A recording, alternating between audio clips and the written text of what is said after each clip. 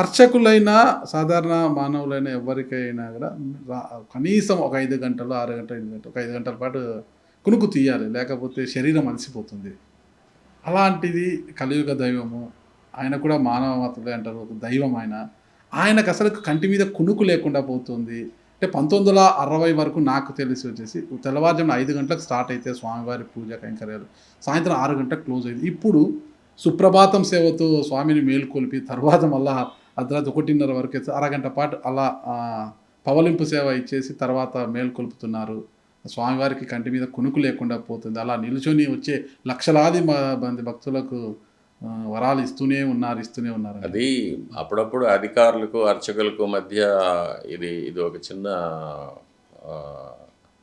అభిప్రాయ భేదం ఏర్పడుతూ ఉంటుంది. భక్తుల యొక్క తాకిడి ఎక్కువ వల్ల అధికారులకు ఏమంటే వీలైనంత మంది ఎక్కువ మంది భక్తులకి దర్శనం కలిగించేసి వాళ్ళను పంపించేయాలనేది వాళ్ళ దృష్టి. మాకేమో స్వామివారికి ఎటువంటి లోపం లేకుండా ఆరాధన జరగాలనేది మాకు. ఈ రెండిటి మధ్య అప్పుడప్పుడు కొంచెం అభిప్రాయ భేదాలు వస్తుంటాయి. కానీ రాత్రి 12 గంటలకు తలుపులు మూసి 3 గంటలకు సుప్రభాతం చేయొచ్చు అనేది శాస్త్ర ప్రకారంగా మేము ఒప్పుకున్న విధం. దాని ప్రకారమే జరగాలని అధికారులు ఒప్పుకున్నారు. మేము మా సలహా ఇచ్చాము. కానీ ఒక్కొక్కసారి మరీ క్యూ లైన్లో ఉండే భక్తులను త్వరగా పంపించేయాలని వాళ్ళ సౌకర్యం కోసం. ఎందుకంటే స్వామివారి ఇక్కడ ఉన్నదే భక్తులను అనుగ్రహించడం కోసం. కాబట్టి ఆయనకు భక్తులను అనుగ్రహించి త్వరగా చేయాలనేది ఆయనకు ఒక సంతోషకరమైన విషయమే. కాబట్టి కొంచెం కొన్ని నిమిషాలు ఇలా అలా జరుగుతూ ఉంటుంది. పాలకుడు ఉన్నది కూడా రాష్ట్ర ప్రజలను పాలించడానికే. మరి పాలకుడు 24 గంటలు కూడా సమాజ హితం కోసమే పాటుపడుతుంటారా స్వామి? ఆయనకు ఒక సమయం ఉంటుంది. సార్ బిజీ, లేదు ఈ టైం లేదు అంటుంటారు. పాలకుడు అంటే ఈయన కూడా ఒక పాలకుడే.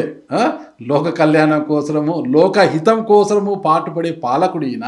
ఈ పాలకుడికేమో కరెక్ట్ సమయం వచ్చింది. రాత్రి 9 అయినా 8 అయినా ఇక నో అపాయింట్మెంట్స్ పాలకులకు ఎవరికైనా కూడా. పొద్దున మళ్ళా సారు ఎప్పుడు లేసి వస్తే అప్పుడే అపాయింట్మెంట్. మరి ఈ పాలకుడికి సమయము ఏమి ఉండదా, కునుకుండదా, విశ్రాంతి ఉండదా? ఈ పాలకుడు ఇది లౌకికమైన ప్రశ్న. ఇది దీనికి నాకన్నా వాళ్ళ అధికారులే బదులు చెప్పడానికి అర్హులు. నేను చెప్పడానికి లేదు. స్వామివారి సేవలో నిత్యం ఆయన సేవ చేసుకుంటూ మీరు ప్రధాన అర్చకులుగా పనిచేశారు. అంటే ఆగమ సలహా మండలిలో ఎన్నో సలహాలు ఇచ్చిన వారు మీరు. అంటే మీలాంటి పెద్దలే చెప్పాలి ఇది. అదే చెప్పాను కదా, 12 గంటలకు తలుపులు వేసి 3 గంటలకు సుప్రభాతం చేయవచ్చని మేము ఒప్పుకున్నాం.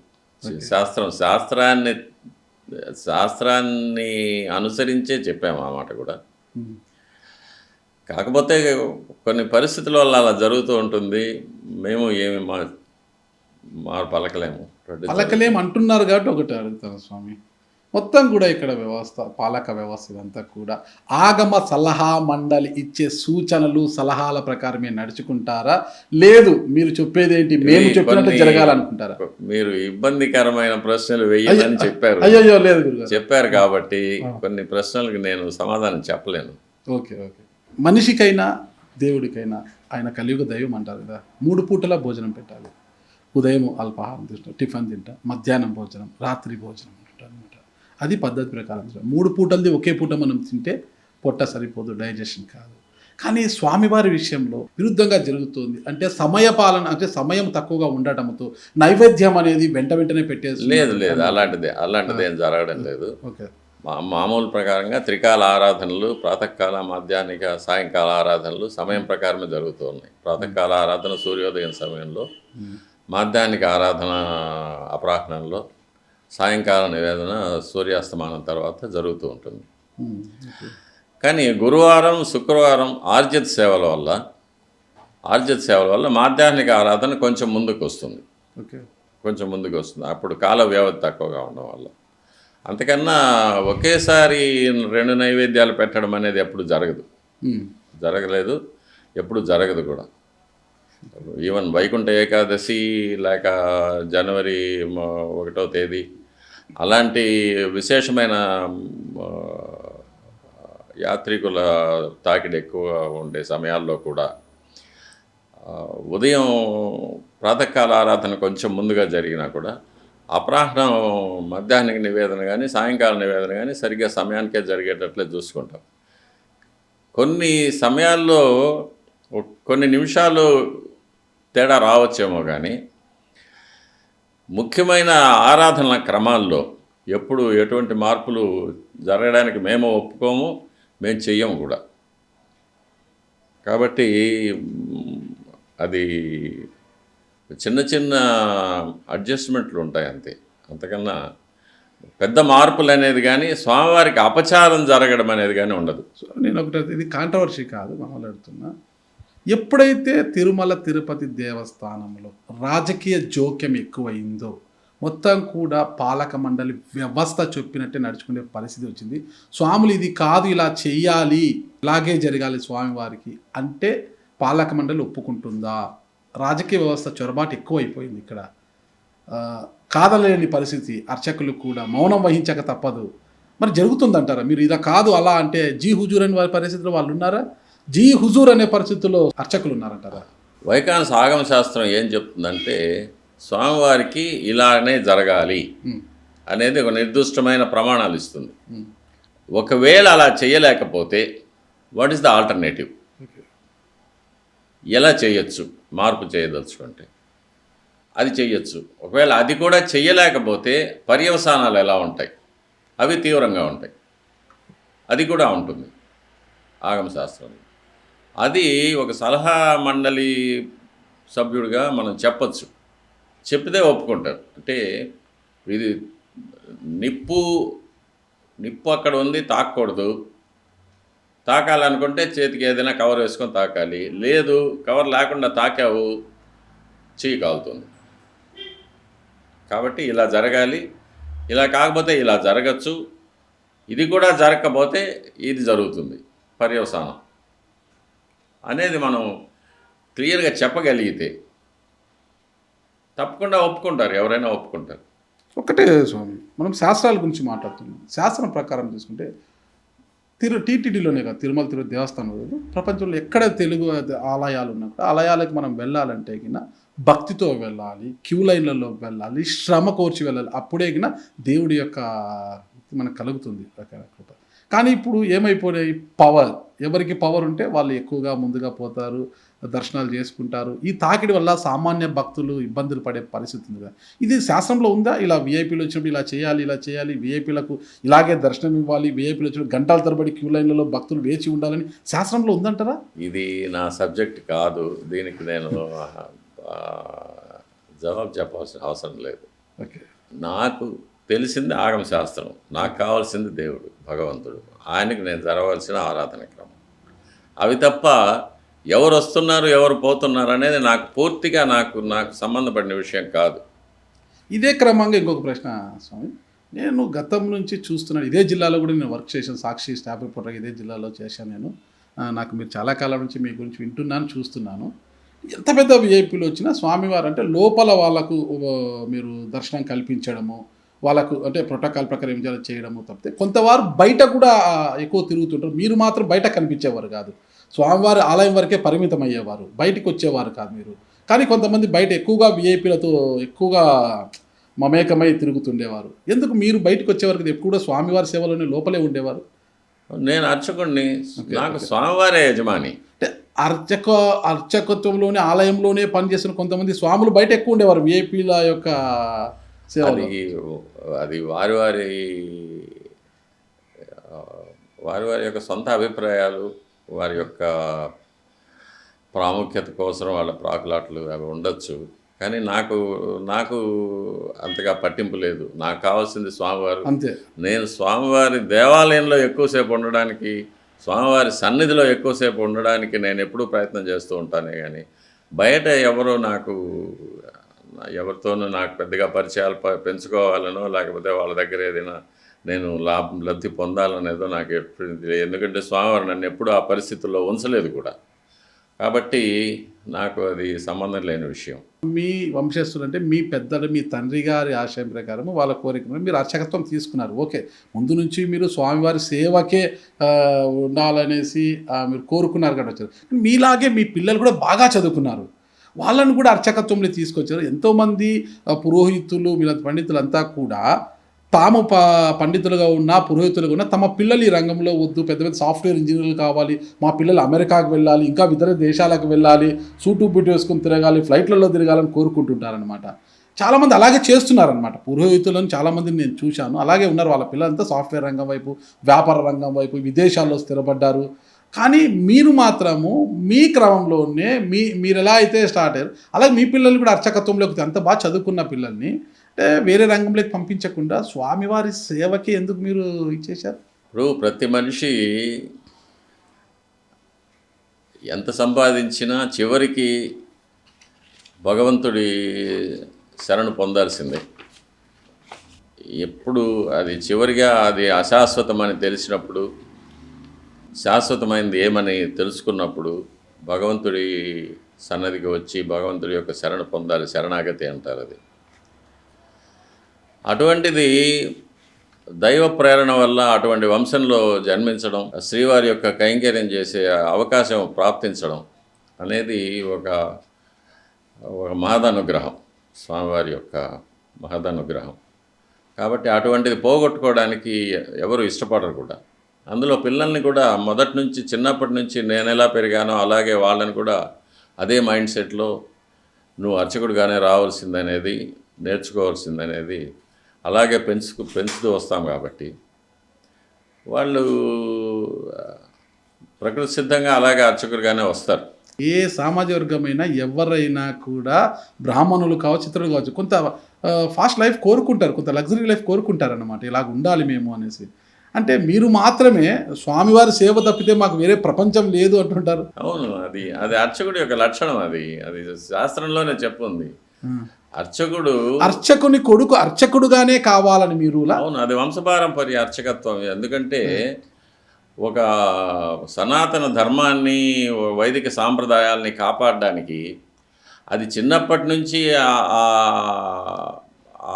అట్మాస్ఫియర్లో పెరిగి దాన్ని అర్థం చేసుకున్న వాళ్ళు అర్చకత్వానికి వస్తారు. దాన్ని కాపాడి మళ్ళీ తిరిగి వచ్చే తరాల వాళ్ళకి అందజేస్తారు. అలాగే దేవాలయంలో కూడా ఒక్కొక్క దేవాలయంలోనూ ఒక్కొక్క సాంప్రదాయం ఉంటుంది.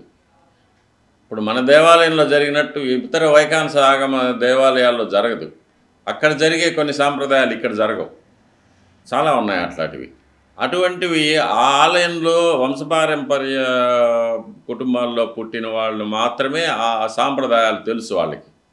కాబట్టి ఎటువంటి మార్పులు లేకుండా అవి చేసుకుంటూ ఉంటారు. కాబట్టి అది వంశపారంపర్య అర్చకత్వం అనేది అప్పట్లో ఇక్కడ తిరుమలలో వెంకటేశ్వర స్వామి వారే నియమించుకున్న 4 కుటుంబాలు, వాళ్ళే అర్చకత్వం చేస్తున్నారు. గొల్లపల్లి కుటుంబం, గొల్లపల్లి, పైడిపల్లి, తిరుపతమ్మ గారి కుటుంబం, పెద్దింటి కుటుంబం, 4 కుటుంబాలు స్వామివారి నియమనం వల్లే జరిగింది. స్వామివారు అపాయింట్మెంట్స్ ఇచ్చింది, గవర్నమెంట్ ఇచ్చింది కాదు. కాబట్టి ఆ వంశపారంపర్యంగా వచ్చిన అర్చకులు మాత్రమే సాంప్రదాయాలను కాపాడగలరు, ఆ సనాతన ధర్మాన్ని కాపాడగలరు, ఆలయం యొక్క పవిత్రతను కాపాడగలరు. అది పెద్దవాళ్ళు చేసిన ఒక ఏర్పాటు అన్నమాట. దాని ప్రకారమే ఇప్పుడు జరుగుతుంది. ఇటీవల ఎక్కువ అంటే బీజేపీ కేంద్రంలో 3 సార్లు అధికారంలో రావచ్చు, ఇతరత వాటి వల్ల ఈ సనాతన ధర్మం అనేది ఎక్కువగా వాడుతున్నారు అనమాట. చాలామంది కూడా ఎక్కువ రాజకీయ నాయకులు ఈ విషయాన్ని కూడా ఎక్కువ వాడుతారు. సనాతన ధర్మం అంటే సనాతన ధర్మానికి ఒక ఖచ్చితత్వమైన అర్థం ఏంటో చెప్తారా స్వామి? సనాతన ధర్మం అనేది వైదిక మతం. వేదాల్లో మానవులు ఎటువంటి జీవితం గడపాలి, వారి యొక్క ఆహారపు అలవాట్లు కానీ, వారు మాట్లాడే భాష కానీ, వారు అలవర్చుకోవాల్సిన విద్య కానీ, వేషభాషలు కానీ, ఇవన్నీ కూడా వేదంలో చెప్పబడి ఉంది. దాని ప్రకారం పాటించేదే సనాతన ధర్మం. అన్ని మతాల కలయికను సనాతన ధర్మం అంటారు. అన్ని మతాలు అంటే వైదిక మతం ఒకటే అతి ప్రాచీనమైంది. వేదాలు సుమారు 10,000 సంవత్సరాలకు ముందు ఋగ్వేదం ఏర్పడినట్టుగా మనకు శాస్త్రవేత్తలు చెప్తున్నారు. కానీ అంతకన్నా ప్రాచీనమైంది ఋగ్వేదం. అందులో వేదాలు అపౌరుషేయాలు, మానవులు రచించింది కాదు. సాక్షాత్ భగవంతుడి చతుర్ముఖాల నుంచి వచ్చింది చతుర్వేదాలు. ఇక మిగిలిన మతాలన్నీ కూడా అప్పుడప్పుడు వచ్చి కొన్ని రోజులు ఉండి మళ్ళీ సమసిపోయే విధంగా మనం చూస్తూ ఉన్నాం ఎన్నో మతాలు. అదీ కాకుండా మిగిలిన మతాలన్నీ కూడా మానవుల చేత ఏర్పడింది, దేవతల యొక్క ప్రమేయం లేకుండా. వారి కథల్లో దేవతలు ఉంటారు కానీ ముఖ్యమైన ఉపదేశాలన్నీ మానవులు చేసినట్టుగానే ఇతర మతాల్లో మనకు కనిపిస్తుంది. అదీ కాకుండా ఏ మతం తీసుకున్నా వారి యొక్క ప్రైమరీ కాన్సెప్ట్ అది ఏముంటుందంటే అది వేదాల నుంచే వచ్చింది. ముఖ్యంగా సర్వమానవ సమానత్వం, అహింస, పర్యావరణ రక్షణ, ఇవి మూడే ఏ మతానికైనా ఫౌండేషన్గా ఉంటుంది, దాని మీదే ఏర్పడి ఉంటుంది. కానీ తర్వాత కొన్ని ఈ మధ్యయుగాల్లో ఎక్కువ మూఢనమ్మకాల వల్ల మానవుల్లో కుల భేదాలు, వృత్తి భేదాలు ఇటువంటివి, తర్వాత మానవ సహజమైన సంపదల మీద వ్యామోహాలు, రాజ్యాలు, యుద్ధాలు, వీటి వల్ల అంతా కూడా ఈ మతాలకు చాలా చెడ్డ పేరు వచ్చింది. కానీ వైదిక మతంలో అలాంటివి లేదు. వైదిక మతం ఎప్పుడు మన హిందూ సామ్రాజ్యాలు తీసుకుంటే ఏ చక్రవర్తి అయినా మహారాజు అయినా కూడా సనాతన ధర్మాన్ని కాపాడడానికి ఆలయాలు కట్టించడం, లేక మత ప్రచారం చేయడం, వేదాన్ని, ఉపనిషత్తుల్ని పెంపొందింపు చేయడం, అటువంటి ధార్మిక కార్యక్రమాలు ఎక్కువగా చేపట్టారు. అంటే హిందూ రాజులు అయితే ముస్లిం రాజైనా అంటే మొఘల్స్ సామ్రాజ్యానికి చెందిన ఔరంగజేబు వచ్చినప్పుడు హిందూ ఆలయాలంతా కూడా కూలగొచ్చారు కదా. అంతా కూడా హిందువులు ఎక్కడ కూడా పూజలు చేయకూడదు, హిందూ ఆలయాలంతా ధ్వంసం చేస్తూ వచ్చారు, పూజలు చేయడమే తప్ప అంటూ కూడా ఒక ఇది చేశారు కదా. అవును, జిజియా పన్ను కట్టించారు అని కూడా. అవును, అదే చెప్తున్నాను. మిగిలిన మతాల్లో పరమత ద్వేషం ఉండేది, మనకి హిందూ మతంలో అది లేదు. వైదిక మతంలో పరమత ద్వేషం లేదు, సర్వమానవ సమానత్వమే ఉంది. ఇప్పటికీ మనం పురావస్తు శాఖ పరిశోధనల్లో దాదాపు అన్ని దేశాల్లోనూ కూడా మన వైదిక సాంప్రదాయాలను చూపించే విగ్రహాలు, ఎన్నో ఆలయాలు బయటపడుతున్నాయి. ఇప్పుడు ప్రపంచవ్యాప్తంగా వైదిక మతం ఉండేదనేది ముందు. అలాగే మనం అశోకుడిది గుప్త సామ్రాజ్యం కానీ వాళ్ళవి కూడా చూసాం మనం. దాదాపు ఆసియా ఖండమంతా కూడా వ్యాపించి ఉండేది. కాబట్టి వైదిక మతం ప్రత్యేకమైంది, అదొక మతం కాదు. అది వేదాల్లో మానవులకు ఒక చుక్కానిలాగా మనిషి ఎలాంటి జీవితం గడపాలనేది చెప్పే ఒక విధానమే సనాతన ధర్మం. ధర్మం ప్రకారం నడుచుకోవాలి. ధర్మస్య ప్రభురచ్యుతః, ధర్మానికి ప్రభు సాక్షాత్ భగవంతుడే. కానీ కాబట్టి ధర్మాన్ని కాపాడడం, ఆ ధర్మం ఎలా ఉండాలి అంటే అది వేదము, ఉపనిషత్తులు, మన రామాయణ, భారత, భాగవతాది పురాణాలు, ఇవన్నీ కూడా మనకు చెప్తున్నాయి ఎలా నడుచుకోవచ్చు, ఎలా నడుచుకోకూడదు, ధర్మం తప్పడం వల్ల ఏమి పర్యవసానాలు ఎలా ఉంటాయి, ఇవన్నీ కూడా మనకు మన పురాణాల్లో చెప్పబడింది. మీరు వైదిక ధర్మం గురించి చెప్పారు కదా స్వామి. ఇప్పుడు వంశ పారంపరంగా వస్తున్న మిరాషి వ్యవస్థ రద్దయ్యాక స్వామివారికి అంటే ఆలయంలో వైదిక కార్యక్రమాలు అలాగే కొనసాగుతున్నాయా స్వామి? పూర్తిగా కొనసాగుతున్నాయి. అది భౌతికమైంది. మిరాసి వ్యవస్థ అనేది అప్పట్లో అర్చకుల యొక్క కొరత వల్ల, భక్తుల యొక్క తాకిడి తక్కువగా ఉండడం వల్ల అప్పుడు ఆగమ శాస్త్ర ప్రకారంగా ఏర్పడింది మిరాసి వ్యవస్థ. కానీ కైంకర్యాలు అనేది మనకు వేదాల నుంచి వచ్చింది, అదే శాశ్వతం. సార్, మిరాషి వ్యవస్థను ఎందుకు రద్దు చేయాలనుకున్నారు? అది వాళ్ళకి తెలియాలి. దానివల్ల వచ్చే నష్టం ఏంటి? ఎవరికి నష్టం? పోగొట్టుకున్న వాళ్ళకి నష్టం.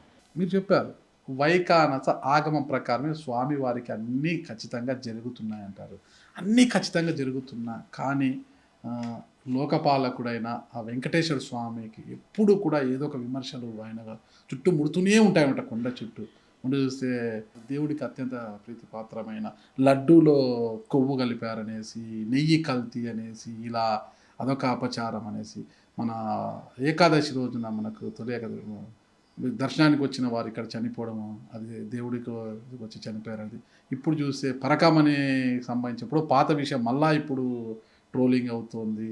ఇట్లా తీసుకుంటే ఎప్పుడు కూడా ఏదో ఒకటి స్వామి చుట్టూ తిరుగుతూనే ఉంటుంది. అసలు ఈ నెయ్యి కథ ఏంటి స్వామి? ఇవన్నీ లౌకికమైన విషయాలు, భౌతికమైన విషయాలు, దీనికి భగవంతుడికి సంబంధం లేనివి.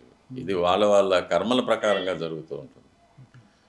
కర్మల ప్రకారంగానే మంచి చెడు జరుగుతూ ఉంటుంది. ఆ కర్మలు అనుభవించవలసింది కూడా వాళ్ళ యొక్క ప్రాప్తం. అది స్వామివారి యొక్క వైభవం అందువల్ల తగ్గదు. స్వామివారి యొక్క వైభవం తగ్గదు అందువల్ల. అది కాకుండా మనకు నానుడి ఉండనే ఉంది కదా, ఎక్కువగా కాయలు కాసే చెట్టుకే రాళ్ళ దెబ్బలు తగులుతాయని. అదే చిన్న దేవాలయాల గురించి ఎటువంటి కాంట్రవర్సీలు ఉండవు కదా. ఇది మహాక్షేత్రం, స్వయం వ్యక్త క్షేత్రం. ఇక్కడ అత్యంత ధనవంతుడైన భగవంతుడు. అది కాకుండా మరెన్నో కారణాల వల్ల విమర్శలు వస్తూ ఉంటాయి. కానీ దీనివల్ల స్వామివారి యొక్క ప్రాభవం తగ్గడం అనేది, వైభవం తగ్గడం, స్వామివారికి మచ్చ రావడం అనేది, ఆ దోషం అనేది స్వామివారికి ఇప్పుడు నిజంగా నెయ్యి కల్తీ జరిగిందా? స్వామివారి ప్రసాదాల్లో, స్వామివారికి నైవేద్యంగా పెట్టే ప్రసాదాల్లో ఆ నెయ్యి వాడారా? వాడి ఉంటే నిజంగా స్వామివారికి దోషమే అది. మరి నిజంగా జరిగిందంటారా, జరగలేదంటారా అంటే ఏం చెప్తారు? అది కోర్టులో ఉండే విషయాలు, దాని గురించి మనం మాట్లాడకూడదండి ఇప్పుడు. ఇకపోతే గతంలో కూడా మీరు మాట్లాడిందంతనే పెద్ద చర్చ, డిస్కషను మైసూరు మహారాణి వరకు కూడా వెళ్ళిపోయింది కదా దక్కతుంది. ఈ పింక్ డైమండ్ గురించి కూడా అది కూడా కోర్టులోనే ఉంది. దాని గురించి కూడా నేను మాట్లాడకూడదనే చెప్పారు మా అడ్వకేట్స్. ఇప్పుడు ఇకపోతే ఇక పరకామణి వస్తువులు పాతది ఇప్పుడు తీసుకొచ్చారు మళ్ళీ, దీని మీద కూడా మళ్ళా ఒక రచ్చ. అది కూడా నాకు సంబంధం లేని విషయం. పరకామణికి నాకు ఏం సంబంధం? ఓకే, అంటే స్వామివారిని గురించి, స్వామివారికి జరిగే ఆరాధనల గురించి, విశేషాల గురించి అడగండి, ఎంతసేపు అయినా చెప్తాను. రాజకీయాల గురించి కానీ, లేకపోతే ఈ భౌతికమైన ఆరోపణల గురించి కానీ నేను మాట్లాడదలుచుకోలేదు. నా పరిధి కూడా కాదు అది. ఓకే స్వామి, అంటే ప్రధాన అర్చకులుగా ఉన్న మీరు మీ చేతులు ఎన్నో ఒక ఉత్సవాలు, బ్రహ్మోత్సవాలు చేశారు. ఎంత గతంలో మీరు ప్రధాన అర్చకులుగా ఉండి వైభవంగా జరిగేది, ఇప్పుడు మీరు ఉత్సవాలలో ఉన్నా కూడా ప్రధాన అర్చకులుగా లేరు కదా, అంటే ఎలా ఉంది? నేను రాకముందు కూడా స్వామివారి బ్రహ్మోత్సవాలు జరుగుతూ ఉండేది కదా. 26 ఏళ్ల పాటు మీరు ప్రధాన అర్చకులుగా ఉంటూ బ్రహ్మోత్సవం, అది నా అదృష్టం. స్వామివారు నాకు ఇచ్చిన అనుగ్రహం. నేను స్వామివారి సేవ చేశాను. కానీ ఎవరు శాశ్వతం కాదు కదా. నేను శాశ్వతం కాదు. నా తర్వాత వచ్చేవాళ్ళు చేస్తారు. నా ముందు ఉన్నవారు చేశారు, పెద్దవాళ్ళంతా చేశారు, తర్వాత చేస్తారు. నేను ఉన్నా లేకపోయినా స్వామివారికి ప్రాభవం జరిగిపోతూ ఉంటుంది. ఆయనకు ఎంతోమంది కోట్లాది భక్తులు ఉన్నారు, ఎంతోమంది అర్చకులు ఉన్నారు. ఎవరో ఒకరు జరుపుతారు స్వామివారికి, ఆయన జరిపించుకుంటారు. నేను జరుపుతున్నాను అనేది ఇక్కడ చాలా పెద్ద తప్పు మాట. అది ఆయన జరిపించుకుంటారు. జరుపుతున్నాను కాదు, జరిగేవి. అంటే మీరు ప్రధాన అర్చకులుగా ఉంటూ జరిగేవి అనమాట ఉత్సవాలు. ఇప్పుడు మీరు లేరు అక్కడ, అది జరిగేవి. ఎవరు ఉన్నా లేకపోయినా ఉత్సవాలు జరుగుతాయి, ఆగవు. స్వామివారి ఉత్సవాలకు ఎవరున్నా లేకపోయినా అవి జరుగుతాయి, ఎవరో ఒక అర్చకులు జరుగుతాయి. కానీ మీ ఆధ్వర్యంలో జరిగేవన్నమాట. అంటే మీరు అర్చకత్వానికి అంత నాయకత్వం వహించేవారు, ప్రధాన అర్చకులుగా ఉండేవారు. అప్పుడు ఇప్పటికి చాలా తేడా ఉంటుంది. అంటే మనం ఉన్నప్పుడు జరిగేది, మనం లేనప్పుడు జరిగేది. స్వామివారిని మనం చూస్తూ మొక్కోవడం మన ఆధ్వర్యంలో జరిగేది వేరు కదా స్వామి, అట్లా నేను చెప్పేది. అప్పుడు స్వామివారు నాకు ఇచ్చారు, అనుగ్రహం ఇచ్చారు, అవకాశం ఇచ్చారు, చేశాను, సంతోషపడి చేశాను. ఇప్పుడు ఒక చిన్న విరామం ఏర్పడింది. మళ్ళీ స్వామివారు నాకు అవకాశం ఇస్తారని నేను నమ్ముతూ ఉన్నాను. 100% ఈ విరామం మీకు ఎలా ఉంది అసలుకి? విరామం ఏముంది, గుడికి వెళ్తున్నాను, స్వామివారి దగ్గర జపం చేసుకుంటాను, భక్తితో స్వామివారికి ఆరాధన చేసుకుంటాను, వస్తాను. దాన్ని ఇప్పుడు నా వయసుకి నేను ఆ పరిధి దాటి వచ్చేసాను. నాకు ఇంకా ఈ అధికారాలు, పదవులు ఇవన్నీ కూడా నాకు చాలా తుచ్చమైనవి. నాకు కావాల్సింది స్వామివారి సేవ, స్వామివారి దర్శనం, అంతే. అంత తప్ప నాకు ఇంక వేరే కావాల్సింది ఏమీ లేదు. ఈ అధికారాలు ఇవన్నీ అశాశ్వతమైనవి, ఇవన్నీ అనుభవించేసాం. ఇది లేదని మనం కష్టపడే ఆ పరిధి దాటేసాం మనం. 50 సంవత్సరాలు స్వామివారి కైంకర్యం చేసిన తర్వాత ఇంకా కావాలనుకోవడం కూడా అత్యాశ అవుతుంది. కాబట్టి స్వామివారి అవకాశం ఇస్తే చేస్తాము, అవకాశం ఇవ్వకపోతే కాచుకొని ఉంటాం. ఖచ్చితంగా స్వామివారి మెల్ల మీకు అవకాశం ఇవ్వాలని కోరుకుంటున్నాను స్వామి. పోతే 1974లో మీరు అర్చకత్వంలోకి వచ్చారు, స్వామివారి అర్చకత్వం. 2018లో మీరు రిటైర్ అయ్యారు. ఆ తర్వాత మిమ్మల్ని కొనసాగించాలి అనేసి మీరు కోర్టుకు వెళ్ళారు కదా. అయితే జగన్మోహన్ రెడ్డి గారు ముఖ్యమంత్రి అయిన వెంటనే అర్చకులకు పదవీ విరమణ లేదు, వాళ్ళకి పదవీ విరమణ వయసుతో సంబంధం లేదు, వారి శరీరంలో ఓపిక ఉన్నంత వరకు వారు అర్చకత్వం చేసుకోవాలని ఒక జీవో తీసుకొచ్చారు. అయితే మిమ్మల్ని కొనసాగించారు, ఆ జీవో ప్రకారం మళ్ళీ కొనసాగించారు ప్రధాన అర్చకులుగా. అయితే 2023లో ఉన్న అప్పటి పాలక మండలి ఎందుకు మిమ్మల్ని ఉన్నట్టుండి తొలగించేసి, ప్రధాన అర్చకులు తొలగించేసి గౌరవాధ్యక్షులుగా ఉండాలి, కావాల్సే గౌరవ ప్రధాన అధ్యక్షులుగా ఉండాలా అనేది, ప్రధాన అర్చకులుగా ఉండాలని చెప్పారనమాట. అంటే మీరు దానికి ఒప్పుకోలేదు, దూరం అయ్యారు. ఏంటి అప్పుడున్న గవర్నమెంటే మిమ్మల్ని కొనసాగించింది, మళ్ళీ అదే గవర్నమెంట్లో ఉన్న పాలక మండలి అంటే అప్పుడున్న ఈవో ధర్మారెడ్డి గారు ఆధ్వర్యంలో మిమ్మల్ని తొలగించారు అంటారు. ఏంటి కారణం ఏమంటారు అసలుకి?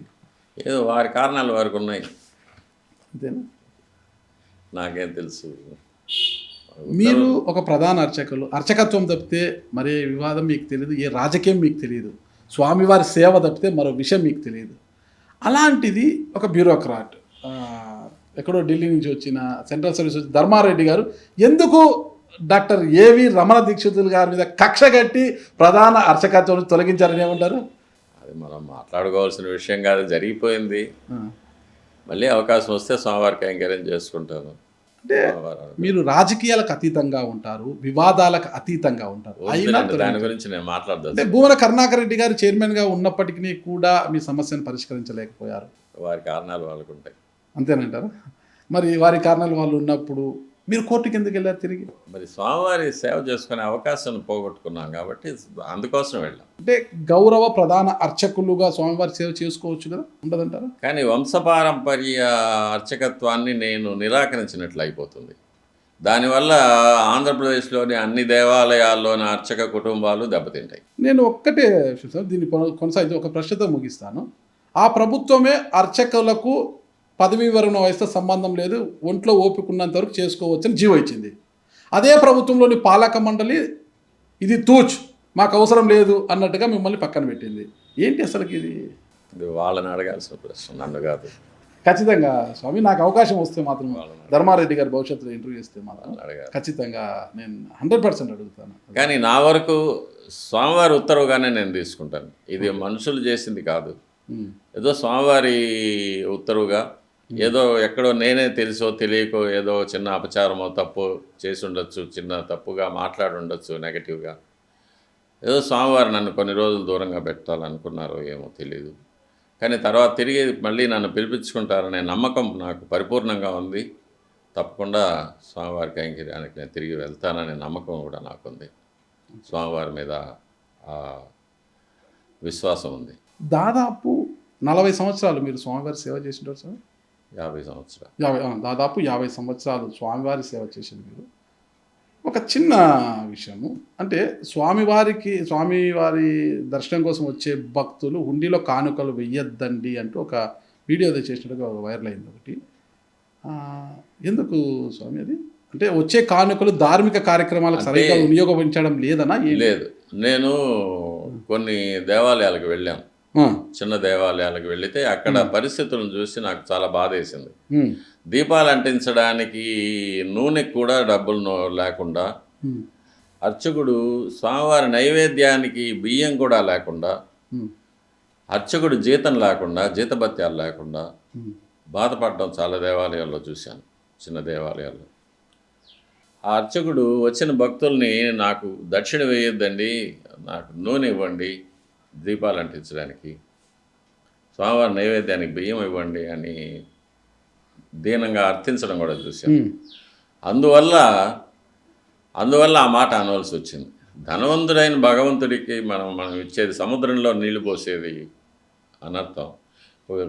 దప్పికొన్న మనిషికి ఒక గ్లాసు మంచినీళ్ళు ఇవ్వడం ఎంతో పుణ్యం వస్తుంది. కాబట్టి బీద దేవాలయాలకు వెళ్ళండి, అక్కడ దీపాలకు నూనెకి డబ్బులు ఇవ్వండి, నైవేద్యాలకు డబ్బులు ఇవ్వండి, అర్చకుడికి జీతం భత్యాలు ఇవ్వండి, చేస్తే పుణ్యం వస్తుంది. ఆ దేవాలయాలను కాపాడగలుగుతాం సనాతన ధర్మంలో భాగంగా అని అప్పుడు ఆ ఆ అర్థంలో అది చెప్పాల్సి వచ్చింది. నేను ఆ బాధతో చెప్పాను నేను.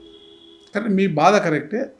కొంతమందికి అర్థం కాలేదు అది. ఏంటికి స్వామి అది ఇలా వాళ్ళ తిట్టారు. వాళ్ళది అదే అదే. మీ వాళ్ళ బాధ సంస్కారం అది. తప్పులు ఎంచే వాళ్ళు ఎంచుతూనే ఉంటారు. కరెక్టే కరెక్ట్. నేను చెప్పింది సదుద్దేశంతో చెప్పాను నేను.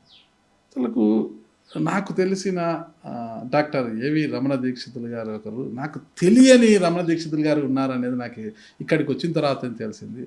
మీరు ఒక ప్రధాన అర్చకులుగా, ఒక స్వామివారి సేవకే పాత్రులైన వారిగానే నాకు తెలుసు. కానీ మీలో ఒక మంచి కళ దాగి ఉంది అనేది కూడా నాకు ఇక్కడికి వచ్చాక తెలిసింది.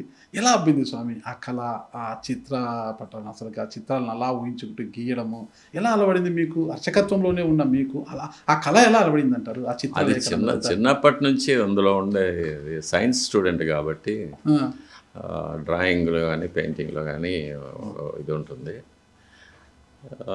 అది కాకుండా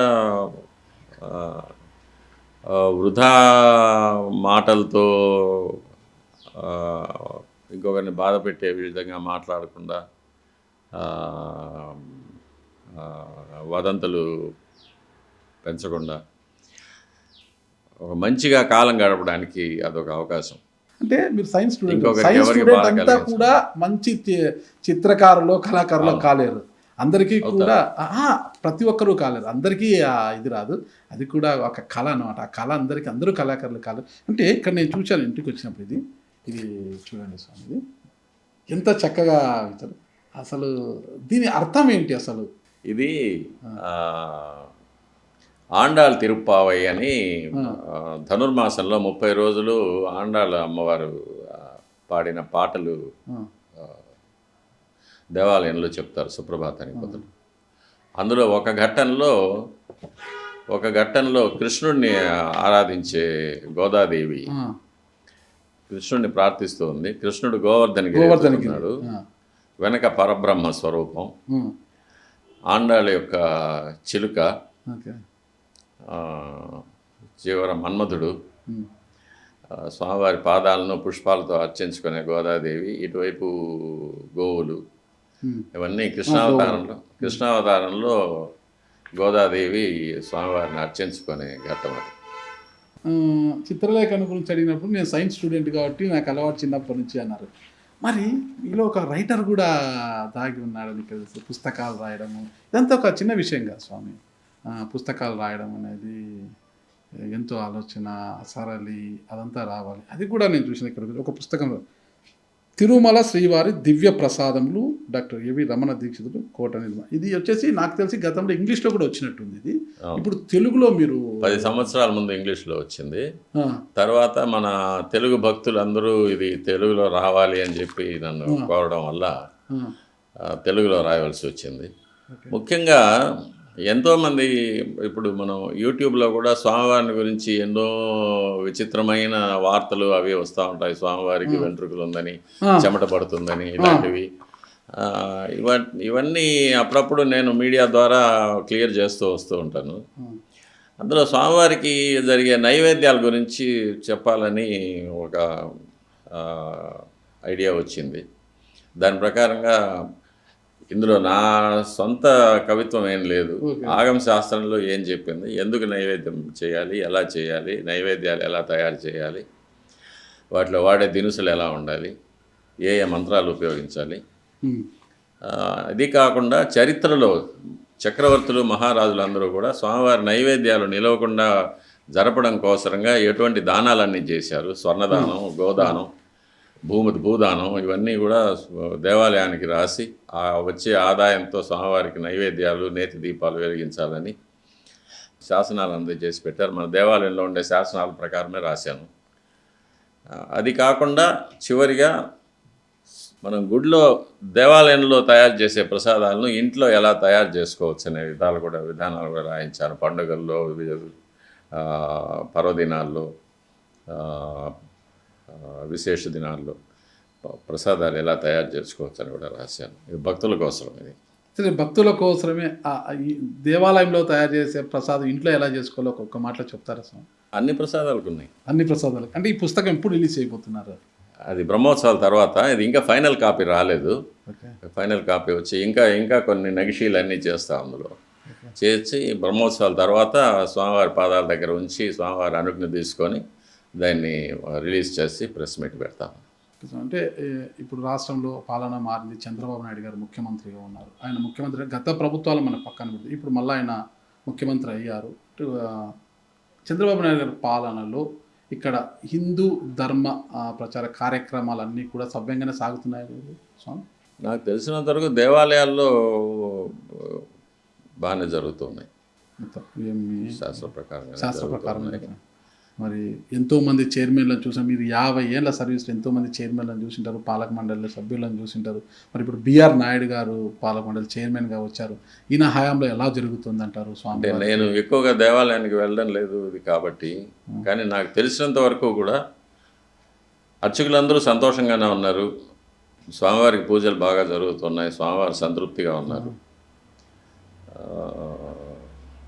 భక్తులందరికీ కూడా దర్శనాలు వాటి ఏర్పాట్లు కూడా బాగానే ఉన్నాయని విన్నాను. అంటే మీరు దేవాలయానికి నేను పెద్దగా వెళ్ళడం లేదన్నారు కాబట్టి నేను అడుగుతున్నాను స్వామి. 2023లో ప్రధాన అర్చక పదవి నుంచి తొలగించి మీరు కోర్టుకు వెళ్ళారు. ఆ తర్వాత ఆలయానికి మీరు వెళ్ళడం లేదు, ఇంట్లోనే స్వామివారికి సేవ చేసుకుంటున్నారు అని విన్నాను. లేదు స్వామివారి ఆలయానికి వెళ్తాను. ఆలయానికి వెళ్ళడానికి నాకు ఎటువంటి ఇది లేదు, అడ్డంకులు లేవు. వెళ్తాను స్వామివారి దగ్గర. అంటే ఎక్కువగా అధికారులను వచ్చే భక్తులను ఎవరిని కలవడం లేదు. నేను నేరుగా లోపలికి వెళ్తాను, స్వామివారితో ఏకాంతంగా 1 గంట సేపు 2 గంటల సేపు కూర్చుంటాను, జపం చేసుకుంటాను, స్వామివారి దగ్గర ధ్యానం చేసుకొనేసి వచ్చేస్తూ ఉంటాను. అంతకన్నా ఇంకా ఇప్పుడున్న ప్రధాన అర్చకులు వేణుగోపాల్ దీక్షితులు గారు కూడా మీ వంశస్థులే, మీకు కుమారుడు వరుస అవుతారు అంటున్నారు. ఎలా ఉందంటారు ఆయన? బాగానే ఉంది. బాగానే ఉందా? అంటే మీ సహకారం ఏదైనా కోరుతుంటారా ఎప్పుడైనా? మీరు సీనియర్లు? ఏం లేదు, ఆయన సీనియరే కదా, ఆయన ఓకే. ఇప్పుడు మీరు అన్నారు కొన్ని వీడియోలలో చూసాము, స్వామివారి చెమట పడుతుంది, వెంట్రుకలు ఉన్నాయి అనేదంతా ఉత్త కల్పితమైన. అవును, అవన్నీ ఏం లేదు. మరి ఏదో చూసినట్టుగా చేసినట్టుగా వీళ్ళందరూ కూడా లేదు. వెంట్రుకలు చెమట పట్టడం అంతా మానవ దేహానికి సహజ సిద్ధమైనవి. అవి స్వామివారి యొక్క దేహం దివ్య దేహం. అది వెంట్రుకలు పుట్టుకతో నల్లగా ఉంటాయి, తర్వాత నెరిసిపోతాయి కదా. చెమట పట్టేది మరణంతో నిలిచిపోతుంది కదా. అవన్నీ అశాశ్వతమైనవి మానవ లక్షణాలు. మానవ దేహం అశాశ్వతం, జీర్ణమైపోతుంది. కానీ ఆయనది దివ్య దేహం కాబట్టి ఆయనకు అటువంటి మానవ లక్షణాలు ఏమి ఉండవు. కానీ కొంతమంది బయట ఒక ప్రచారం చేస్తున్నారు, స్వామివారి చెమట అంటూ చిన్న చిన్న డబ్బాల్లో కొంతమంది విఐపీలకు ఇవ్వడము, బయటికి వస్తేనే స్వామివారి వస్త్రాలంటూ ఒక గదిలోకి తీసుకెళ్ళి ఆ స్వామివారి వస్త్రాలు స్మెల్ చూపించడము, అదేదో పుణ్యం అనేసి స్వామివారి చెమట డిబ్బా చేస్తుంటారు. ఇది వైఖాన సాగం ప్రకారం ఇది విరుద్ధం కాదా అని బయట ఒక ప్రచారం అయితే జరుగుతుంది. ఆగమ శాస్త్రంలో అవన్నీ చెప్పబడలేదు, అవన్నీ అర్చకులు చేయరు కాబట్టి దాని గురించి నేనేం మాట్లాడను. అర్చకులు ఎవరు అలాంటివి చేయరు. మరి బయట అలాంటి ప్రచారం ఎందుకు వస్తుంది? అది అర్చకులు కాదు కదా. ఏంటి అసలు స్వామివారే కలియుగంలో ఆయన అవతరించి ఇంతమంది ప్రజలను ఆయన పాలించడానికి వచ్చిన ఆయనకు ఎందుకు ఇన్ని చుట్టుకుంటుంటాయి, ఆయన చుట్టూ ఇన్ని విమర్శలు ఇవన్నీ కూడా ఉంటాయి. ఇప్పుడు చూస్తున్నాం కదా, రాజకీయ నాయకుల గురించో సినిమా నక్షత్రాల గురించో ఏదో ఎన్నో వస్తూ ఉంటాయి కదా, న్యూస్లో వస్తూ ఉంటాయి. అవన్నీ మనం ఈ వాస్తు దోషాలను మీరు నమ్ముతారు స్వామి? నాకు నమ్మకం లేదు. సరే, ఎందుకంటే ఇక ప్రశ్న అడగను అనమాట. వాస్తు దోషాలు మీకు నమ్మకం లేదంటే భగవంతుడు నేను అడగనట్టు. ఎందుకంటే ఇక్కడ కూడా కాంట్రవర్షియల్ ఉంటా, తిరుమలకు వాస్తు బాగుంది, శ్రీకాళహస్తికి వాస్తు బాగాలేదు, అది కూడా చెప్పేవాళ్ళు కూడా ఉన్నారు. వాస్తు అనేది మీరు వాస్తు అంటేనే ఒక ట్రాష్ అన్నట్టుగా చెప్తున్నారు కాబట్టి నేను దాన్ని ఇంకా కొనసాగించదలుచుకోలేదు. వాస్తు మనుషులకే కదా, భగవంతుడికి కాదు కదా. మనుషులకి వాస్తు ఏంటి అంటే మనిషి వాస్తు ప్రకారం ఇలా ఉండాలని అది ఏదో శాస్త్రాలు ఉన్నాయి, వాస్తు శాస్త్రాలు ఉన్నాయి. ఓకే, మీకు పెద్దగా పరిచయం లేదు వాడి? నాకు పరిచయం, ఇది దేవుడిచ్చిన ఇల్లు, దీనికి వాస్తు నేను ఎందుకు చూస్తాను? క్వార్టర్స్ కదా, ఆఫీషియల్. అదే అంటే కాదు, తిరుమలలో మాత్రము ఆయనకు ఈశాన్యం వైపు పుష్కరిణి ఉంది, నీళ్లు పల్ల మెరుగట కదా, నీళ్లు గంగైడు ఉంది కాబట్టి వాస్తు ప్రకారం ఉంది ఆలయము, విశాలమైన ప్రదేశం. అందుకు స్వామివారు దేదీప్యమానంగా వెలుగొంతున్నారు. శ్రీకాళహస్తిలో ఆగ్నేయం వైపు పోతుంది, అది మనకు ఈశాన్యం తగ్గింది, అందుకే శ్రీకాళహస్తి అంతా ఇది ఉండదు, భక్తులు తాకిడి అది ఇదనే ఉన్నారనమాట ఈ వాస్తు పండితులు. అంటే స్వామికి వాస్తు ఏంటి అనేది కూడా, భగవంతుడికి వాస్తవం లేదు. మరి భగవంతుడికి వాస్తు లేదు, ఆలయాలకు బాధడు, మరి ఈ గ్రహణ దోషాలు అవన్నీ మరి దేవుడికి ఉంటాయా? గ్రహణాలప్పుడు ఆలయాలు శుద్ధి చేసుకోవడము, తలుపులు వేసేయడం, గ్రహణం సమయంలో కొన్ని విషకిరణాలు ఏర్పడతాయని ఆగమ శాస్త్రంలోనే చెప్పబడింది. గ్రహణం సమయంలో స్వామివారికి ఆరాధనలు జరగకూడదని, తలుపులు వేసివేయాలని. ఎందుకంటే స్వామివారి మూల విరాట్టుకు పంచభూతాల తాకిడి ఉండకూడదని, అందువల్ల గ్రహణాల సమయంలో తలుపులు వేసేస్తారు. రాజశేఖర రెడ్డి గారితో మీకు మంచి పరిచయం ఉండేదా గురు? పరిచయం అంటే రాజశేఖర రెడ్డితో మంచి పరిచయం ఉంది. 2003లో మీరు రాజశేఖర రెడ్డి గారు ముఖ్యమంత్రి కావాలని మీ ఇంట్లో మీరు యాగం చేశారు. ఆ పూర్ణాహుతిలో వైఎస్ రాజశేఖర రెడ్డి గారు కూడా అప్పుడు పాల్గొన్నారు అంటుంటారు. అది కొంత వివాదానికి దారితీసింది కదా. అంటే టీటీడీ ఇచ్చిన ఇంట్లో మీరు ప్రైవేట్ యాగం చేయడం ఏంటి అంటూ అప్పుడు ఒక వివాదం కూడా జరిగింది. అప్పట్లో రాజశేఖర రెడ్డి గారు ఎవరు అనేది నాకు తెలియదు. ఒకటి, ఆ రోజు చేసిన యాగం ఆయన కోసం చేసింది కాదు. ఆ రోజు నా నక్షత్రం కోసం నక్షత్ర హోమం చేసుకున్నాను. మామూలుగా ప్రతి నెల చేసుకున్నాను.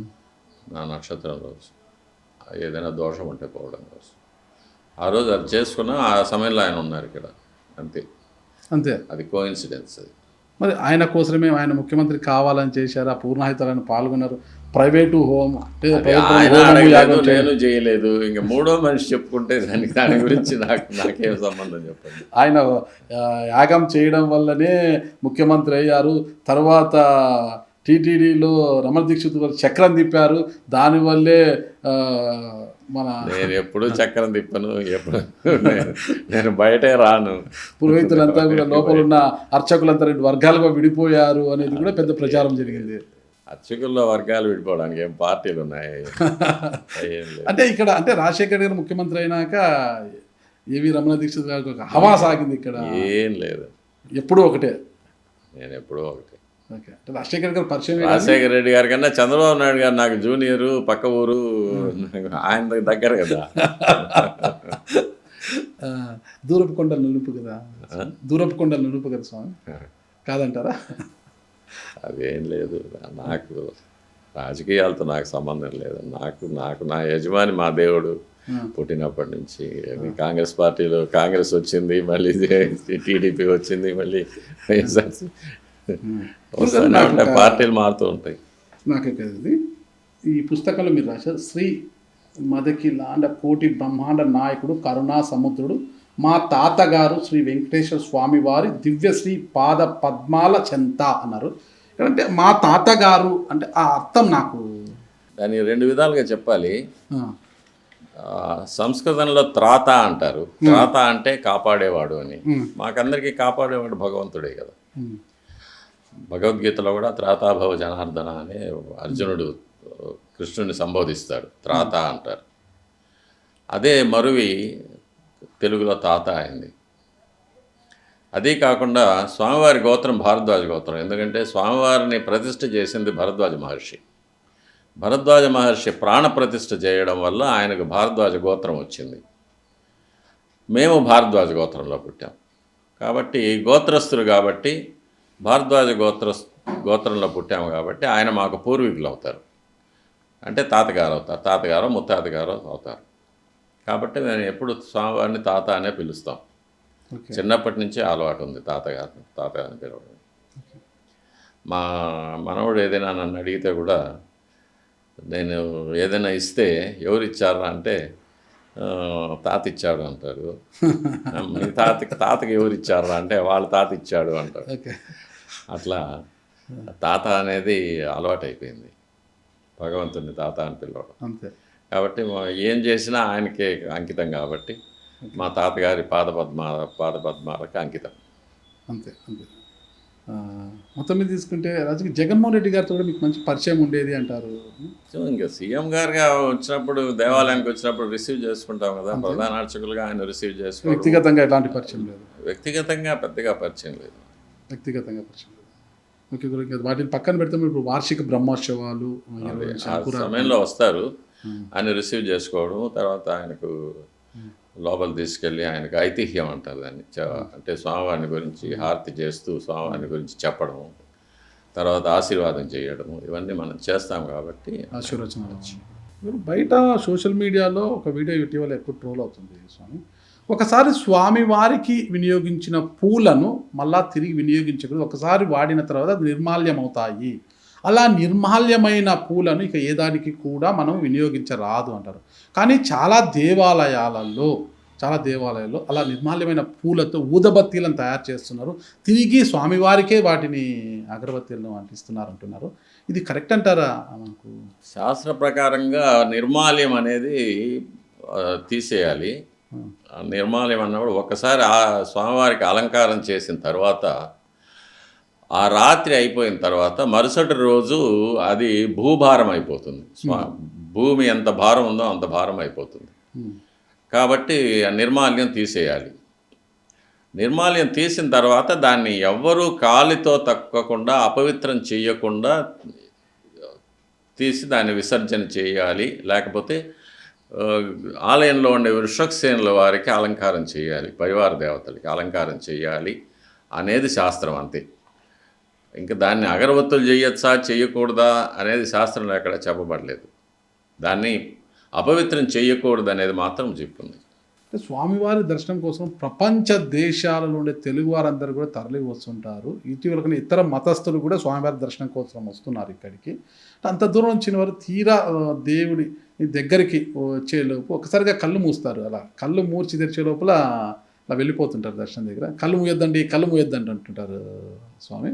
ఎందుకు అలా అంటుంటారు? చాలా అంటే కళ్ళు మూస్తేనే వాళ్ళు ఏదో దేవుణ్ణి ప్రార్థించినట్టుగా అవుతుంది, కానీ కళ్ళు తెరవండి అంటుంటారు అనమాట. అంటే మీకు ఇచ్చే అవకాశం 2-3 సెకండ్ల కన్నా ఉండదు కదా, స్వామివారిని కళ్ళు తెరిచి చూడండి అని చెప్తారు. Okay okay. అవకాశాన్ని వదులుకోవద్దండి అని. ఓకే సార్, వైఖానస ఆగమ ప్రకారము అంటే స్వామివారికి ప్రతిరోజు కూడా ఎలాంటి నైవేద్యాలు పెడుతుంటారు? ఈ రోజు ఈ నైవేద్యం ప్రత్యేకంగా ఉంటుందా, రోజువారీ ఒక రకంగా ఉంటుందా? ఆయా సమయాలను బట్టి ఉంటుంది. ఒకే రోజులో వేరే వేరే సమయాల్లో వేరే వేరే ఏ సమయంలో ఏమేమి పెడతారు ఒకసారి వేరే వేరే నైవేద్యాలు ఉంటాయి. ఉదయం సుప్రభాతంలో స్వామివారికి దారోష్ణం అంటే ఆవు పొదుగు నుంచి పిండిన వెచ్చటి పాలు నైవేద్యం చేస్తాము. కొత్త నవనీతం నైవేద్యం పెడతాము. తర్వాత స్వామివారికి ఆరాధన అంతా అయిన తర్వాత ప్రాతకాల నివేదన అంటారు, బ్రేక్ఫాస్ట్ అంటారు, బాలభోగం అంటారు దాన్ని.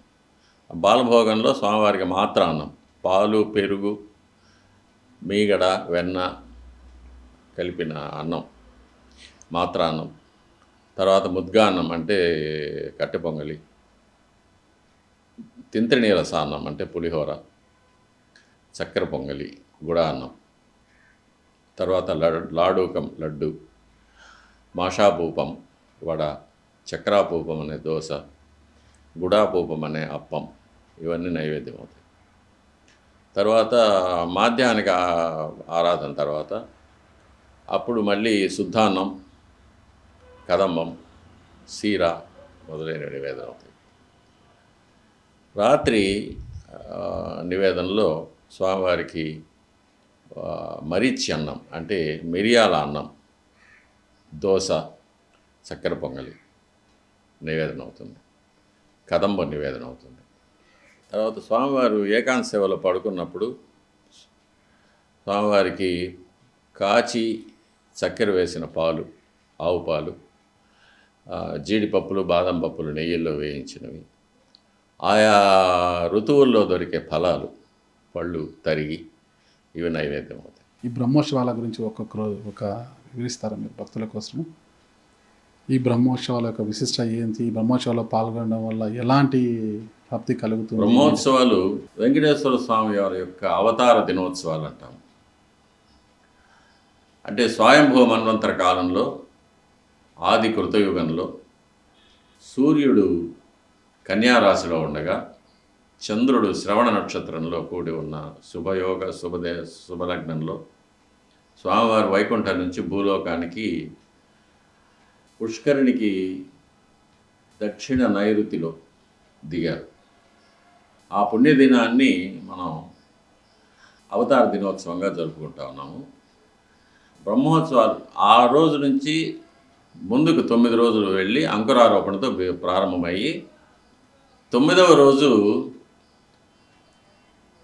ఆ శ్రవణ నక్షత్రం రోజు స్వామివారికి స్వామి పుష్కరిణి తీరంలో అవభృత స్నానం, చక్ర స్నానం జరుగుతుంది. ఆ రోజు సాయంకాలం ధ్వజ అవరోహణం జరుగుతుంది. ఇది మనం జరుపుకునేది. ఈ అవతార దినోత్సవాలని 9 రోజులు ఎలా జరపాలి, ఏ ఏ మంత్రాలు, ఏ ఏ క్రియలు, మంత్రభాగం, క్రియాభాగం, వీటన్నిటినీ కూడా ఏర్పరిచింది సాక్షాత్తు చతుర్ముఖ బ్రహ్మ. బ్రహ్మ క్లుప్తోత్సవాయ శ్రీ వెంకటేశాయ నమః అని, బ్రహ్మోత్సవ మహోత్సకాయ శ్రీ వెంకటేశాయ నమః అని సహస్రనామంలో. అంటే బ్రహ్మచేత క్లుప్తీకరించబడిన ఉత్సవాలు జరుపుకునే స్వామి అని పేరు. కాబట్టి బ్రహ్మచేత జరిపించే ముహూర్తాలు కాబట్టి వీటిని బ్రహ్మోత్సవాలు అంటారు. ఈరోజు కూడా స్వామివారి ఊరేగింపులో మొట్టమొదట చిన్న కొయ్య తేరులో బ్రహ్మ అరూపంగా, రూపం లేకుండా వస్తాడనేది ప్రతిరోజు మనం చూడొచ్చు. కొయ్య తేరులో వస్తారు. అంటే బ్రహ్మోత్సవం యొక్క ఏర్పాట్లను పరిశీలిస్తూ స్వామివారి యొక్క ఉత్సవ సేవలన్నింటినీ కూడా ఆయన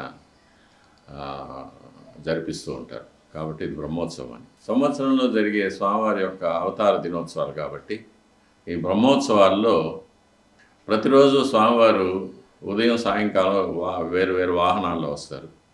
ఈ వాహనాలన్నీ కూడా వైఖానస ఆగమ శాస్త్ర ప్రకారంగా అదే పరిమాణాలతో, అదే లక్షణాలతో, అదే భంగిమలతో ఏర్పడినవి. శిల్పశాస్త్ర ప్రకారంగా జరుగుతుంది. ఇవన్నీ కూడా సృష్టిలో ఉత్తమోత్తమైనవన్నీ స్వామివారి సేవలో ఉంటాయి. ఏనుగుల్లో ఉత్తమోత్తమైనవి ఐరావతం, 4 దంతాలు ఉన్న తెల్లటి ఏనుగు, ఇంద్రుడి ఏనుగు అది. తర్వాత ఉచ్చైశ్రవం అనే గుర్రం, రెక్కల గుర్రం. సర్పాలకు రాజైన ఆదిశేషుడు, పక్షులకు రాజైన గరుత్మంతుడు, జంతువులకు రాజైన సింహం, తరువాత కోరిన వాటినన్నీ ప్రసాదించగలిగే కల్పవృక్షం, సర్వం సహా చక్రవర్తులకు సర్వభూపాల వాహనం. ఇలా సృష్టిలో ఉత్తమోత్తమైనవన్నీ కూడా స్వామివారి సేవలో వాహనాలుగా ఉపయోగించబడతాయి. ఈ బ్రహ్మోత్సవాల్లో స్వామివారు మహా ఉత్సాహంగా ఉంటారని సకల దేవతలందరూ కూడా, బ్రహ్మాది త్రిమూర్తులు, ఇంద్రాది దిక్పాలకులు, నవగ్రహాది దేవతలు, సూర్యచంద్రాది దేవతలు, ఇవి కాకుండా దేవతాగణాలైన కిన్నర, కింపురుష, గరుడ, గంధర్వ, అప్సరో గణాలు మొదలైనవన్నీ, ఇవి కాకుండా బ్రహ్మర్షులు, రాజర్షులు, దేవర్షులు, మహర్షులు, సిద్ధులు, సాధ్యులు, యోగులు, వీరందరూ కూడా ఆరూపంగా స్వామివారి బ్రహ్మోత్సవాల్లో పాల్గొంటారని, అందుకే గరుత్మంతుడు ధ్వజస్తంభం పైన ఈ 9 రోజులు ఉండి గరుడ ధ్వజం ద్వారా ఉండి దేవతలందరినీ ఆహ్వానిస్తూ పర్యవేక్షిస్తూ ఉంటాడనేది ఆగమ శాస్త్రంలో చెప్పబడిన ఇవన్నీ కూడా నియమాలు. ఇవన్నీ ఈ బ్రహ్మోత్సవాల్లో స్వామివారు మహా ఉత్సాహంగా ఉంటారు కాబట్టి భక్తులు దర్శనం చేసుకొని స్వామివారిని ఏది కోరుకున్నా స్వామివారు ఆ ఉత్సాహంలో భక్తులకు అనుగ్రహిస్తాడనేది శాస్త్రంలో చెప్పబడింది. ప్రధాన అర్చకుల పదవి నుంచి అయితే తొలగించారు, కోర్టుకు వెళ్ళరు. అది పక్కన పెట్టచ్చు, మీ వయసు రీతిలో ఏదో ఒకటి పాలక మండలి.